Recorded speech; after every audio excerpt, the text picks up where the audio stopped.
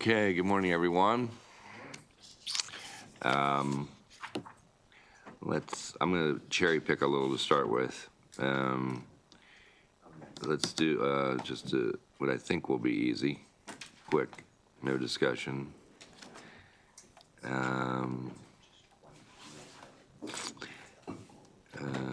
Is 278 is good, right? Easy. Yeah, 278.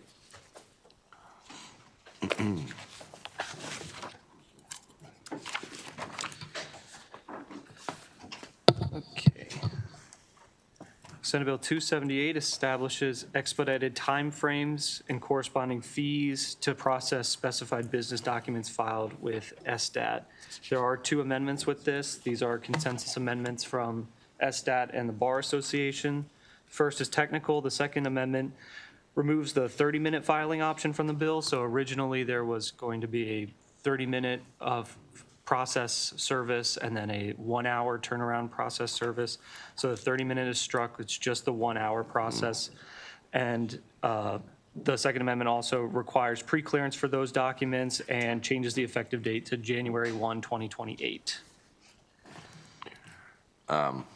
Actually, what I want to, how does everybody feel about this? Not that good? Yeah. I mean, I actually don't have a problem with it, other than the fact, particularly because the people who are getting the service are asking for it. But I think that's. Yeah, I because we're creating a process where those who have more money are able to access it in a way that those that have less money will get pushed back in the line, which is what I said in the discussion, and I just have a problem with that. Yeah. I just got a problem with that. It's a fair point. Anybody else have any other comments about this? Yeah. On the other hand, it does promote the ease of doing business. Right. Yeah. How do you guys feel? I'm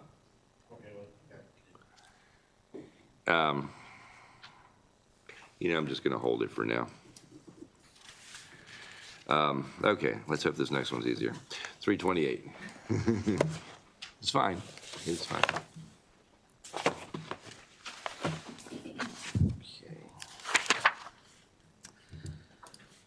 All right, Senate Bill 328, you should have a copy of the reprint, the amendment in front of you. So as amended, this bill makes changes to the local option property tax credit for disabled or fallen public safety officers or judicial officers. So the bill does three things. It alters the definition of a fallen public safety officer or judicial officer for the purpose of expanding the eligibility to disabled public safety officers who died regardless of the cause of death. Under current law, these individuals must have died as a result of their employment as a law enforcement or correctional officer while in active service, or while in active service for EMS or fire. So that's the first thing. The second thing is that it removes the current requirement that the dwelling must have been acquired within 10 years of either the officer becoming disabled or having died. So it gets rid of that 10-year requirement, and it authorizes the locals to provide for any limitation on the number of years that they choose. And the third thing is that it authorizes a county or municipal corporation to grant by law a credit for a newly acquired dwelling in an amount that reduces the property taxes owed on the newly acquired dwelling by the same proportion as the credit reduced the property taxes on the former dwelling. So it transfers it for a new dwelling in the same proportion.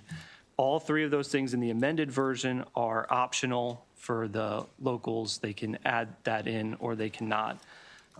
Just to explain also in the amendment, you'll see at the end there's a bunch of language crossed out. So in the original way that this was drafted, the judicial officers were separated out, and those three things were not included for judicial officers.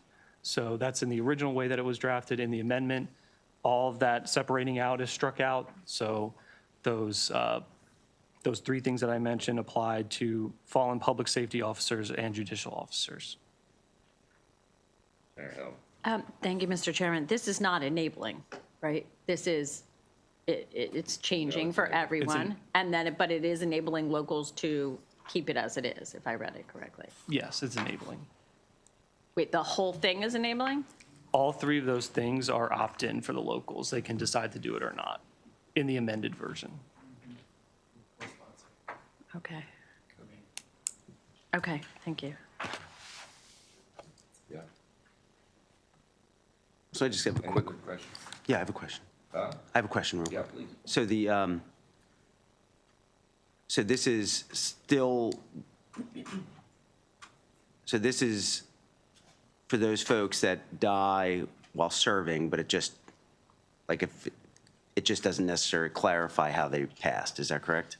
Yeah, it just expands the definition to include a disabled public safety officer who dies regardless of the cause of death, and that is opt-in. But it's still when they're in service, right? Or is it after they're retired? They, I believe for the definition for disabled, it applies for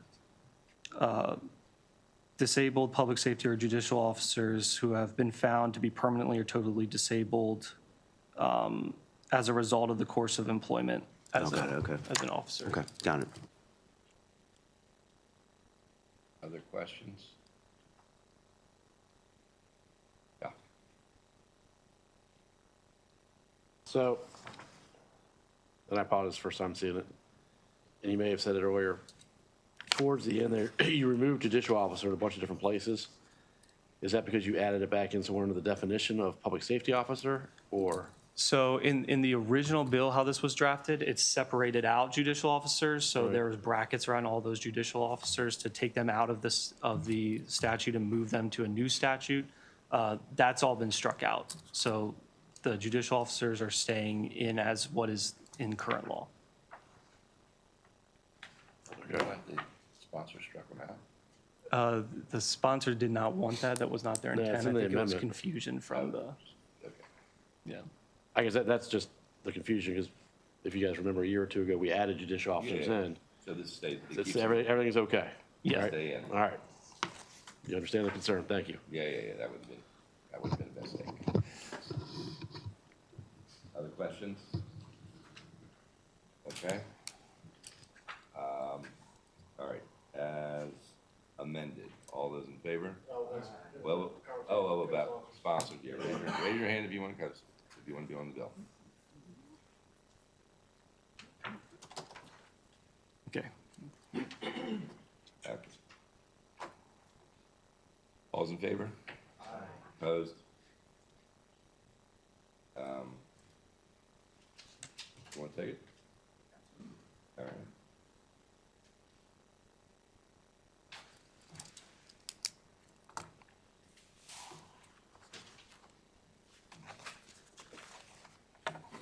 All right,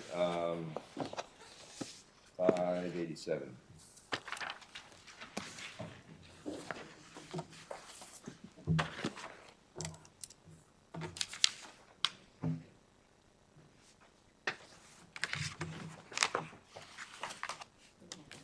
Senate Bill 587 requires rather than authorizes the governor to appropriate $1 million to the Patient Safety Center Fund beginning in fiscal year '27. And the Maryland Patient Safety Center is responsible for developing, coordinating, and implementing patient safety initiatives across the state.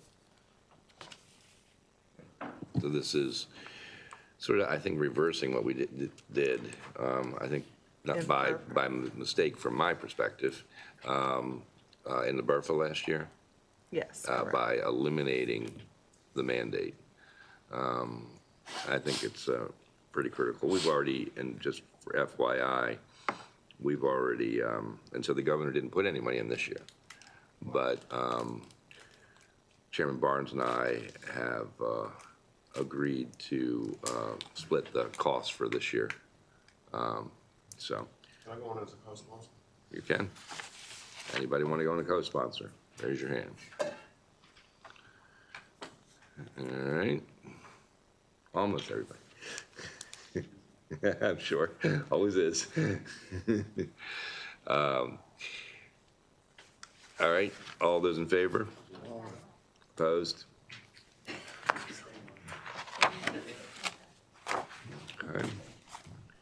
All right, 641. Who's out the issues with the?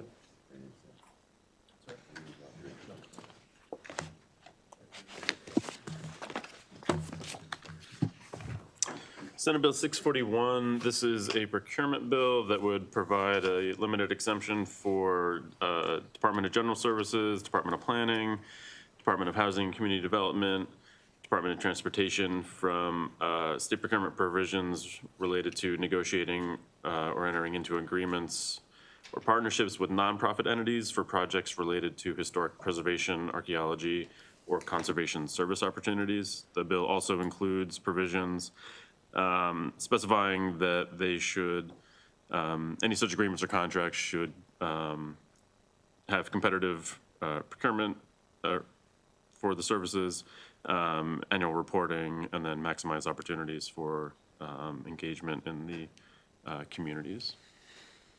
Thoughts on this?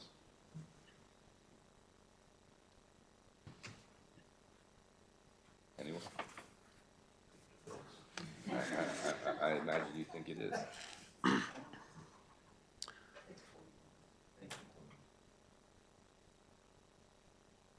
okay, so it's a limited subset. I think it's there's a lot of other agencies or central things.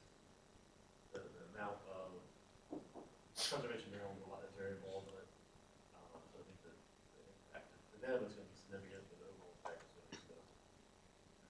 How much are they exempting for at what threshold? As far as It's, a dollar amount, there's no dollar amount, but it's, so like, it's an exception, but also limited to just those government units engaging in these activities. The fiscal note assumes it'll apply in a limited number of cases.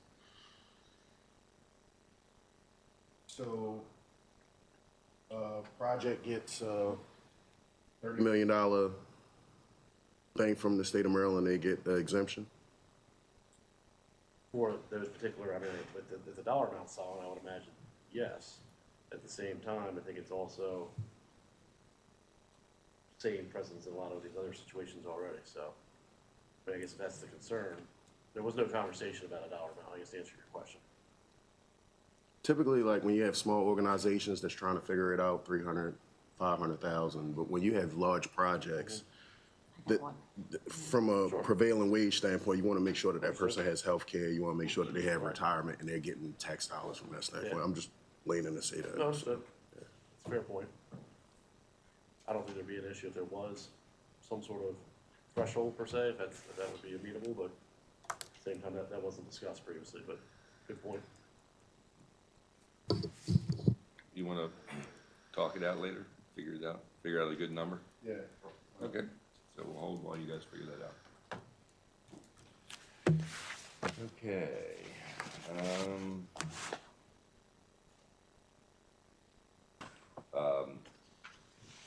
756.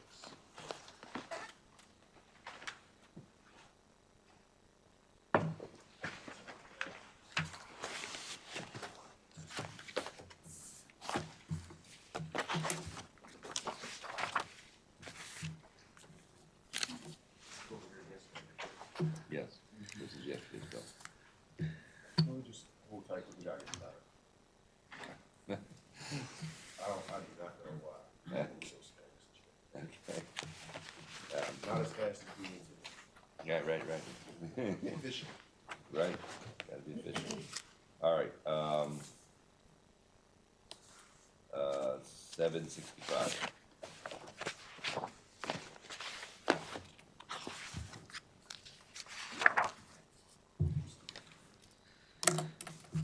Okay, Senate Bill 765, this is another one from yesterday. This bill alters eligibility for certain services and programs offered by the State Tax Sale Ombudsman to include the estate or personal representative of a deceased homeowner or an heir or a legatee of a deceased homeowner. The bill also establishes the Heirs Protection Program within the State Department of Assessments and Taxation, funded by an annual state appropriation of $250,000 and $500,000 paid annually by the counties. In addition, the bill requires that an heir who is not shown as the record title holder of a dwelling to be granted the homeowners and homestead property tax credits for up to 3 taxable years if the heir meets eligibility and other requirements for the credit. Finally, SDAT may accept an application for the homeowner's property tax credit from an heir for certain prior taxable years in which the heir was eligible for the credit.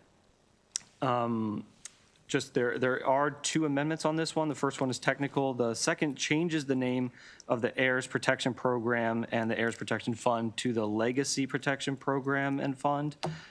This is recommended by SDAT due to potential confusion with different similarly named programs. The Second Amendment also changes the effective date of the bill to July 1, 2027. Now, the tax credits provisions of the bill still take effect June 1, 2026, and apply to all taxable years beginning after June 30, 2026. That's it. Question? Yeah. And Craig had one job, and that was the nationwide responsibility. Add Corey. I'm gonna tell Ed. Oh. We were up against the Any questions? Okay. Anybody want to be, others want to be on the co-sponsor? Okay. You got it. If you could, you would put Senator Craig as the As a matter of fact, just strike my name. That would get me in trouble. This is the first bill that Delegate Kaiser and I ever sponsored. She made a point of saying that. Yeah. She made a point of saying that. Yeah. Okay. All those in favor as amended? Opposed? Okay. All right, I want you to be very careful on this one. 767.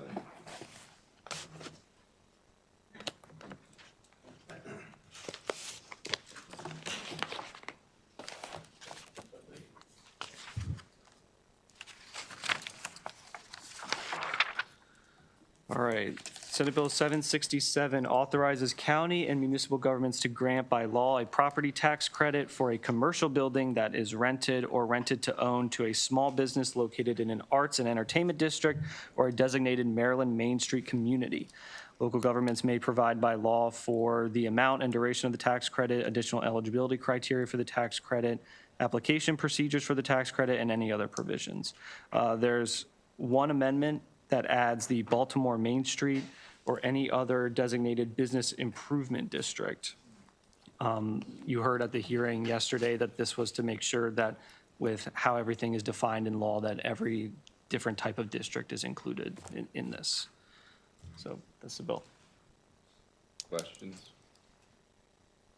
Does the tax credit go to the small business or the business that rented the place? I mean, the owner of the business that's rented. I believe it's the owner. Okay. All those in favor? Opposed? Okay. Who's the floor leader on that one?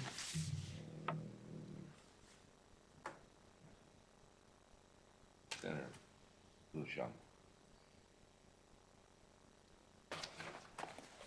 769.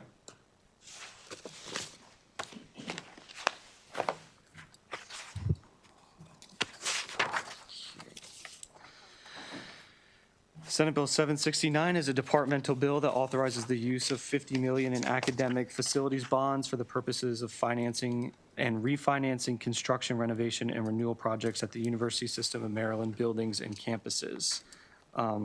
For some specifics, I think it's $26 million for specific capital projects and $24 million for system-wide capital facility renewal projects. Okay, it's the standard, although we did change it this year, and we did change the amount to have the university take a little more responsibility for some of their capital projects directly, from $30 to $50 million. But other than that, it's the same thing we do every year. And it was what we passed through SAC. All those in favor? Aye. Opposed? I'll take that one, and I'll take mine. Did we get all of them? Okay. All right, back to the beginning. All right, 48. Let's chat this out. Do you want Alex to come up? Yeah, Alex, come on.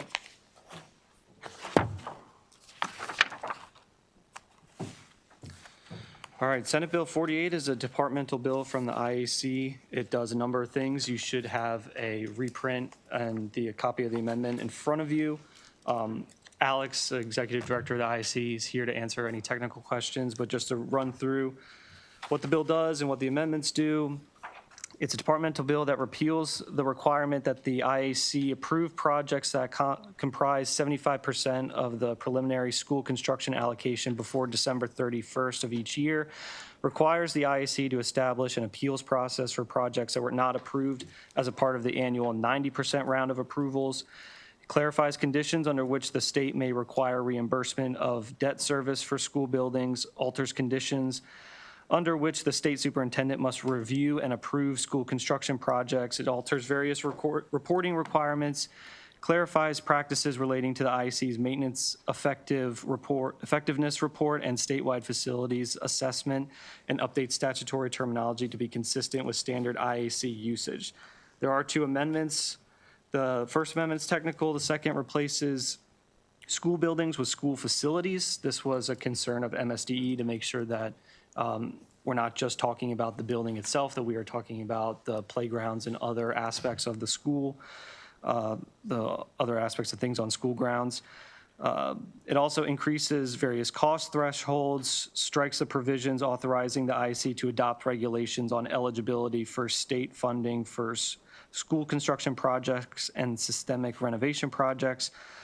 The amendment also requires the IAC to submit a November, December, and January status report to each local jurisdiction. And if you have any questions on that, Alex can help with that. And clarifies the frequency of statewide facility assessments. So did we, was there any public testimony on this? There was, and the amendments, there were some concerns in the public testimony raised by MSDE, MABE, PZAM, and the IAC has worked through these amendments with MSDE, MABE, PZAM, and some LEAs as well. And these are all consensus amendments and address their concerns. So everybody's in a good place. So a lot of stuff there. So it's your opinion now that there's really no one who has any concern with any of the pieces, parts of this? Yes, Mr. Chair, I talked with representatives from MACO, MABE, Superintendent's Association, representing the LEAs who had written in with questions and concerns, and we put all of those into these amendments. Everybody agreed on those, so we're good to go. Thank you. The one about the regs that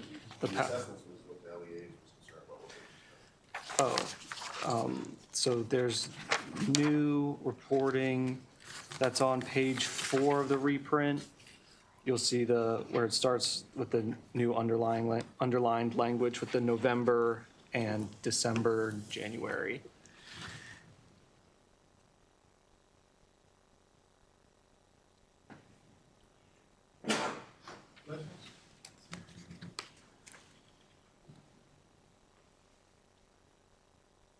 So is it that you put the onus back on you versus the LEA now, or? No, thank you, Senator, for the question. The concern raised was that we were, as originally written, going to push the LEAs to report not every 4 years, but every year, which was going to be a lot more work. And we said, no, let's clarify that by saying once every 4 years. Now, if they want to do more often, like if they put a new roof on a building and they want to let us know they've done that, they can give us that data anytime.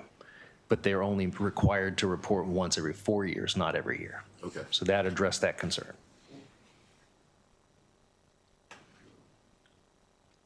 Senator Sully? Kind of similar, going back to that, it says still the locals, the funding, and it affect the operations. Is that the kind of like what you're talking about right now? How much it would affect the locals? Well, that's on the assessments, yes. We're trying to limit the load on the locals to no increase on what the current load is. This is basically codifying the current practice where they're reporting once every 4 years on those items instead of what could have been read as every year. Right, I'm just reading where it says approval timeline is May for have operations affected on local school systems, on the local effect. Just got a little concerned about that. Sorry, what row is that? That's Can you on the point me fiscal to it? note, the local effect talks about the funding approval timelines may have operation effects on local. On the fiscal note, on the bill itself. Yeah, I'm sorry, I'm not following which provision. I'm He's looking at the bill, you're looking at the fiscal. I'm sorry, I'm looking at the fiscal note. Oh, Yes, I'm sir. sorry, I don't have that right in front of me. I just No, have the bill. But I'm just as saying, marked up. though, that's what it says on the fiscal note, the summary itself. It talks about the funding for approval timelines may. Oh, that's have the operation 75%. effects. Yes. Yes, sir. We're replacing the 75% December approval with 3 reports to increase the transparency so that not just the school districts, but the counties get a status report on all their project requests from the IAC in November, December, and January. Instead of just once, they're going to get 3. So they can actually track the status of their requests. You know, is this one getting traction? How much could it get? That sort of thing. No, I appreciate that. Thank you. Thank you. Does that, so at the end of those 3, is that the 75 is done? So those 3 replace the 75, and then the next month, literally 2 weeks later in February, the IC does the 90% approvals. 90%. Right. Gotcha. Other questions? I mean, big picture, what are we doing here? We're cleaning up a number of things that were either not updated over the past 10 years as practices changed and other statutes were changed. And we're also streamlining a number of the technical activities that are required from the IAC and or the school districts so that we can get more results for less work. More results for less work, more transparency. Definitely more transparency. More- We're putting more out there for the public to see. Gotcha. Please. Yeah. Because that, I don't know what that means. More results for less work. Can you explain that a little more? What does that mean? Absolutely. The school districts and the state together are facing a huge capital backlog. Yep. Right? We know that we have to make every hour that we put into this work translate into getting to more projects. Right? Right now, we're spending, with the old provisions, we're spending time doing work that doesn't get to more projects. Okay. Right? This is an attempt to clean up what's required of the school districts and the state so that when we work together, we can get more projects funded, more projects done each year. And there's more transparency to the public as to what the school districts are requesting from the state, what the IC believes we can afford with the appropriations that are expected all throughout the process. And it will all end up being available online over time through the IAC's new online, basically master facilities asset library. Okay, and you think that it will be, it's not that there's more dollars for projects, it's better able to visibility and then also better able to assess situations and the timing of things? Is that what's gained? Yes, we'll know more about what the need is and where the dollars will get traction. And then even if we only get the same amount of dollars each year to spend, we're going to be able to get more work done with those same dollars. Okay, thank you, that's helpful. Good question. Anybody else? Okay, as amended, all's in favor? Opposed? Okay, thank you very much. Thank you. Who's the floor leader on that? I'm going to think about that. Nancy's out, and I want to at least let her think about it. Okay. And she'll be back. Actually, she should be back tomorrow, by the way.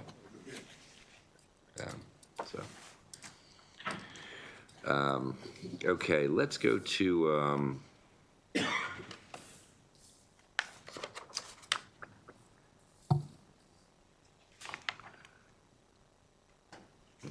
let's talk about this one. The procurement contracts, 671.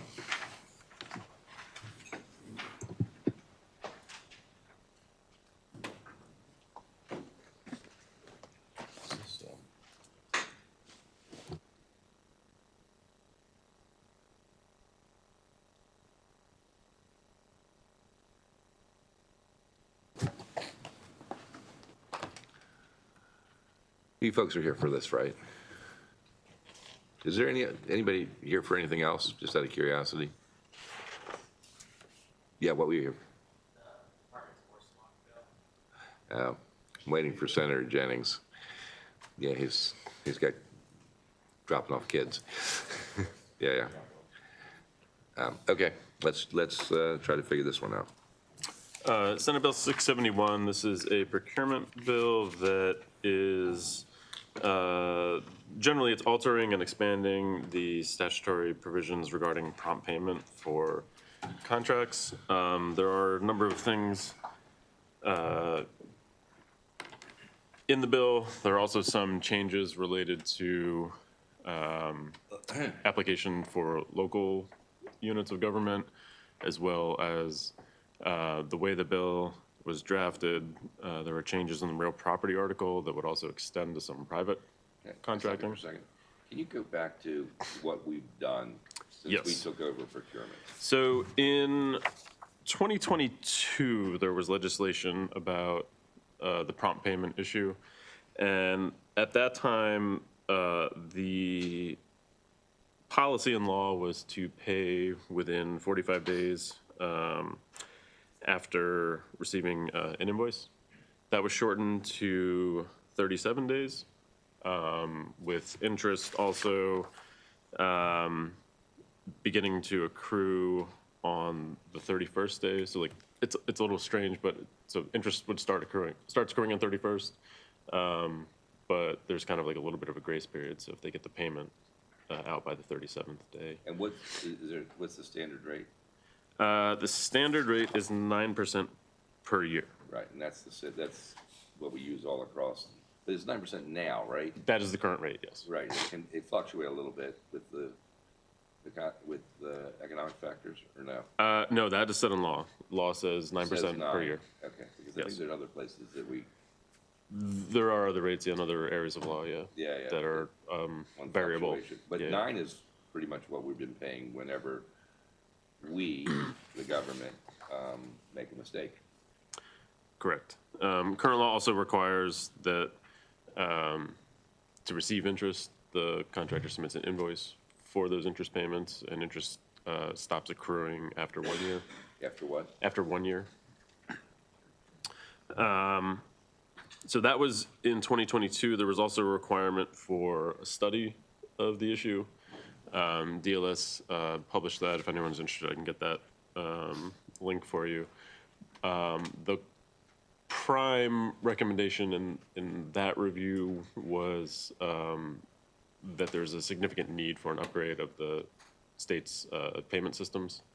So I believe the comptroller's office has been leading the effort on That's the FEMA. upgrading the FEMA, yeah. FEMA system for everyone at home watching. And so, yeah, the finding in that DLS review was, the prime recommendation was that is probably the most significant aspect, in addition to. You know how long it's going to take? I believe the budget analysis for this year referenced that it's, I can't remember which point in the process, but there was discussion in this year's budget analysis of the timelines for upgrading that. Okay. So that was 2022. And then last year, the Procurement Reform Act had made some changes to the prompt payment provision. It's 15103 of the State Finance and Procurement Article. In the current bill, this would be on page 11, that made some changes specifying that the current law at the time was, I think, a little confusing. And so the standard after last year's bill passed is that The payment is due within 30 days after the day on which the payment becomes due, and the unit receives a proper invoice. Okay. So then the bill, Tanner? So when we talk about the relationship, I know we did some prompt payment about the down tier ladder. Were you getting ready to get to that, or? I don't have that, but yes, now that you're mentioning that, there was also legislation about, I believe, suppliers. So if you had a gravel company or, you know, anybody that delivered materials, even though they were contractors, a lot of them big contractors, under procurement, if they were working for somebody else, they were then considered a supplier. So they didn't apply, and we changed that to make sure that they applied in the prompt payment, which I think is good for those.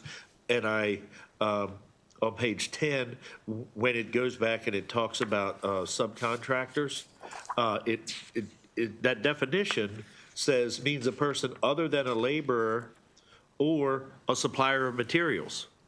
So my concern is that this potentially undoes all the work that we did in that regard. Yeah, the bill before you is introduced. One of the things it's doing is it's adding a number of definitions in, you know, the procurement division, which would be, this is the section that is the defined terms for all of Division 2. And so some of the testimony did raise some concerns about the scope of the impact by adding the definitions in 11-101, which would flow through to all of the procurement statutes, unless there was already like a, you know, within a section, a specified definition. But that was, I believe, a concern that Senator noted at the hearing, but also in some of the testimony there's been submitted, there is concern about what the full scope of these definitions is, particularly with where they're placed in the bill. So I will just have to say that that does bring serious concern, you know, for areas where we are only making sure that the general is being paid, right? That would definitely bring a lot of concern as, you know, why we wouldn't have people paving roads and different things like that on contracts.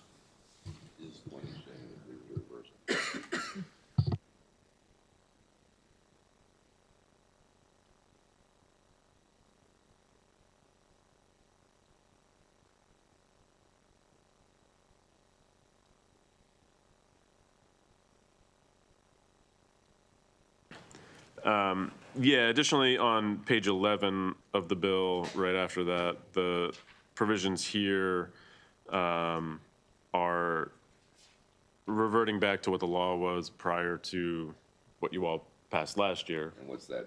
That is, so last year, the bill made clarifying changes that the payment is due within 30 days after it becomes due and a proper invoice has been submitted. This change is reverting back to the law before that, which kind of splits it, which can be a little confusing in how it applies. So it splits it that it's due within 30 days after the payment becomes due under the procurement contract, or if later after the day on which the unit receives a proper invoice. I think the intent last year was to kind of clarify because the timelines on that are somewhat confusing. And I know in some of the testimony there was indication that sometimes contractors will submit invoices before something is due. So I think the intent last year was to streamline, providing some clarity on when actually the time starts running for when payment is due.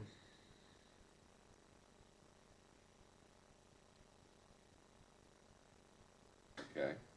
The bill also is changing when interest starts to accrue, pushes it back to the 61st day from the 31st day. And we had it 31st. In 2022, you had changed it to Well, it already, it was the 31st, but you had that, in 2022, legislation was proposing shortening that, and the legislature decided to keep it at 31.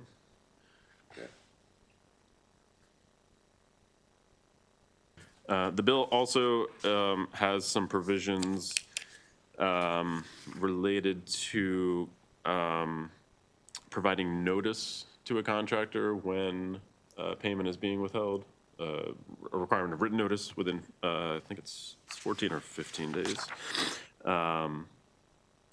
after that, before that's going to happen. There's also a provision added in the bill that a successful action to enforce the payment requirements, there would be ability for award of reasonable attorney's fees and court costs as determined by a court. And then, some of the testimony submitted, raised concerns about, in the beginning of the bill, there are provisions in the real property article that apply. Currently, they apply to contracts related to improvements and construction on property, which have general exemptions for local governments. Those exemptions in the bill are repealed, which would then apply those provisions to local governments. There's also additional similar payment requirements added in there, as well as provisions that specify that a contractor who has not been paid may stop work, and that would not be deemed being in default, and also provisions that in that situation a contractor can't be replaced. Senator Quarterman. So, obviously, a lot of information has changed probably since the hearing to a certain extent, but like the physical note, the conversation, DGS never responded, so we don't know how that's going to affect. DGS submitted, there's written testimony submitted in the bill. I did reach out to see if anyone from MDOT and DGS could be here this morning. MDOT is available to answer. Yeah, because that was going to be the next one. MDOT's talking about they may not be able to pay in time before they can do inspections, and they may have to pay before they can do an inspection, which may result in having to pay more. Or just, I'm good with the premise. I think we all are. Like, just these people need to be paid quickly and efficiently. It just, to me, it just seems like there's still a lot of kind of unknowns to a certain extent. Yeah, I feel like we get too much stuff that's we've already touched on, and maybe reversing a couple things, and it's the. And then it says some of the local agencies, they may not have the capabilities to do it. Today, we're going to talk about our work groups, and it sounds like we need to pull some folks together on this. But I want to, before we go over to the floor, I want to talk about that and see sort of status report on those things. Did you have a question now on this? Just, thank you, Mr. Chairman. One FEMAS, I just looked at the analysis. It's not expected to be completed until 2032. So we got a ways to go. And then just philosophically, I think with regard to this, I understand the bill is focused on construction, but there's a much larger issue here, which is paying people who are doing work for the state. So I'm a little troubled by just limiting it to one particular industry and area when it is an issue that goes much broader. I mean, I had a constituent business that, was owed a lot of money that we had to go to bat for, stuck in this same morass. And I guess that makes me a little uncomfortable that we're just focusing on one particular area. I just need to say that. Right.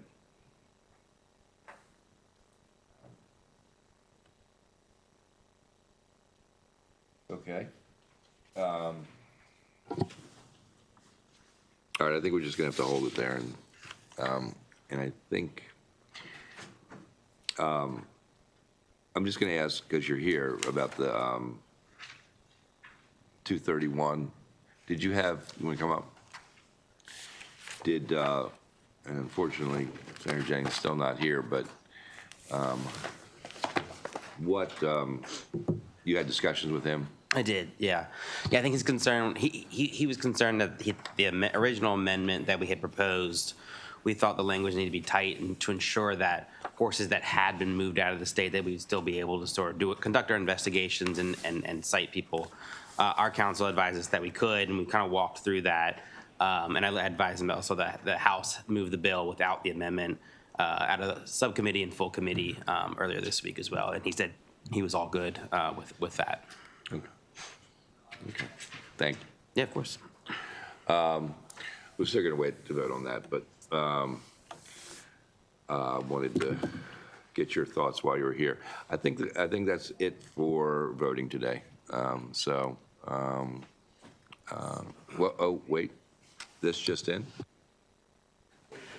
There is an amendment on the floor that